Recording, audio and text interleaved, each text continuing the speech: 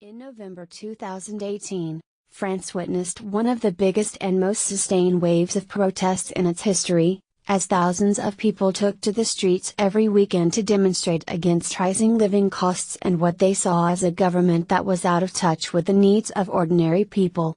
The protesters, known as the Yellow Vests, took their name from the high-visibility vests that all French drivers are required to carry in their cars.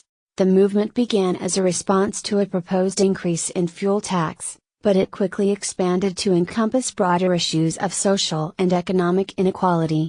The protester claimed that, "We're fighting for the future of our country, for our children, for our grandchildren.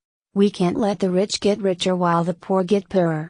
The protests often turned violent, as clashes broke out between protesters and police. There were numerous reports of police brutality, and some protesters were injured or killed. French President Emmanuel Macron was the main target of the protesters' anger. Many saw him as a symbol of the political establishment that they felt had abandoned them.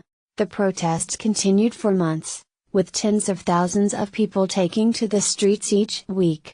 The iconic Arc de Triomphe was vandalized during one particularly violent demonstration. While the Yellow Vests protests eventually petered out, they left a lasting impact on French politics and society.